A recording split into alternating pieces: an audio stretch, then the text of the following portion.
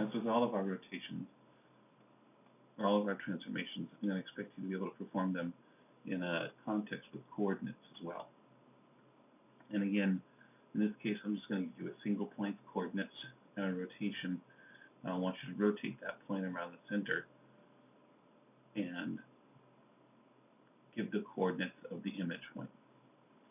Now, the only rotations we're going to do in a coordinate system are multiples of 90 degrees. We're going to do 90 degrees clockwise, 90 degrees counterclockwise, and we're going to do 180-degree rotation. I'll do one example of each.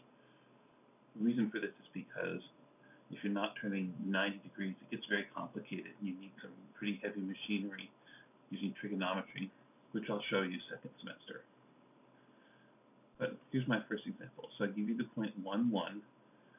I say I want you to rotate 1, 1, 90 degrees clockwise around 2, minus 1. So again, when I say around 2, minus 1, that is the center of rotation, that's fixed.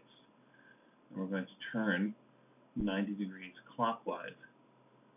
So you can take the point 1, 1 and turn it 90 degrees clockwise around that center. So here's my technique. So I plot the 2 points. Here's the point 1, 1, and then over here is 2, minus 1. That's the center. So what I suggest you do, and it's been very successful for a lot of students understanding what to do, is you make a rectangle with those 2 points as opposite corners. And then you circle the point that's the center. And that's just a reminder. And it seems kind of silly, like why am I circling this point? But one, it sort of looks like a wheel. You're turning it around that wheel. And it's just a visual, okay, this is the center, this is the point that's not moving. So we're going to turn that rectangle 90 degrees clockwise. So let me show you what I mean with the card. So there's that corner, that's going to be fixed. And we're going to turn the whole rectangle 90 degrees like that. And in doing so, we'll rotate the point 1, 1, 90 degrees clockwise. Let me show you again. There's the center, that's fixed. We turn it 90 degrees clockwise, we'll end up with the rectangle on its side. So I'm going to take that 2 by 1 rectangle, turn it 90 degrees, and it turns into a 1 by 2 rectangle. It turns on its side. This is where students mess up. If it's to turn on its side, it goes from 1 by 2 to 2 by 1. The center stays fixed, right where it was. Center doesn't move. And the rectangles share an edge only. They touch along an edge. They don't touch in the interiors of the rectangles at all. So you've taken this rectangle that was standing tall and you've turned it onto its side, like that. So there's from the center to 1, 1, and so that's gotten turned over to there. So my point 1, 1 has turned into the point 4, 0, looking at the coordinates in the original coordinate grid. So you can see that that dotted line has turned 90 degrees clockwise. Let's do a counterclockwise example.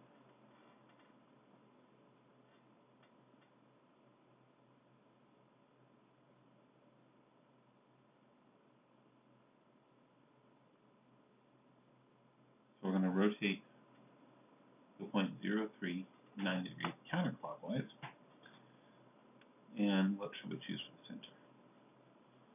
Around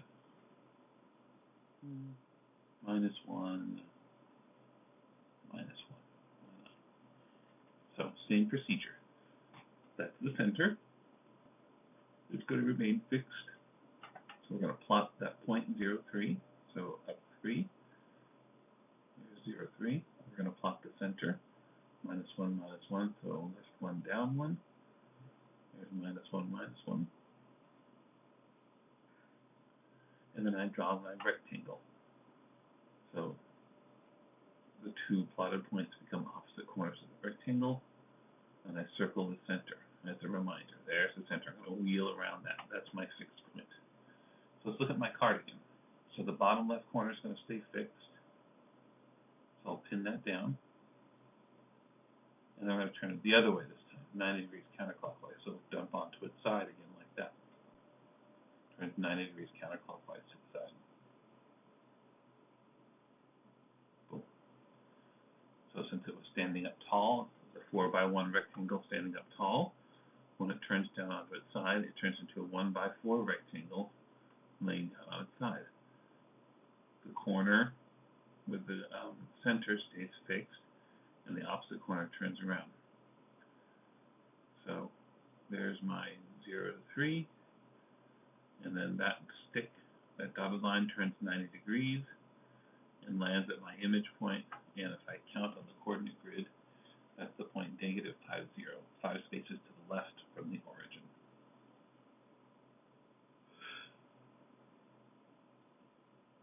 One more example. What if we want to turn, I said we were going to do 90 degrees clockwise, 90 degrees counterclockwise, and 180 degrees. So what if I want to turn 180 degrees? Let's rotate the point negative 2, 1, 180 degrees around 0, 3. So again, we'll plot them. There's my little coordinate axes. There's my center going around 0, 3. So 0, 3 is up 3. That's my center. And then minus 2 plus 1 left 2 up 1 is the point I'm going to rotate. So I draw my rectangle. Actually, it's a square this time, not just a rectangle. Now I'm going to turn 180 degrees. Notice it doesn't say clockwise or counterclockwise. It doesn't matter which way you turn, the car ends up in the same place. All that matters is where it ends up in these problems. So it doesn't matter if I were to turn around one way or the other. I end up spinning 180 degrees all the way around the other side. So the corner that's fixed stays put.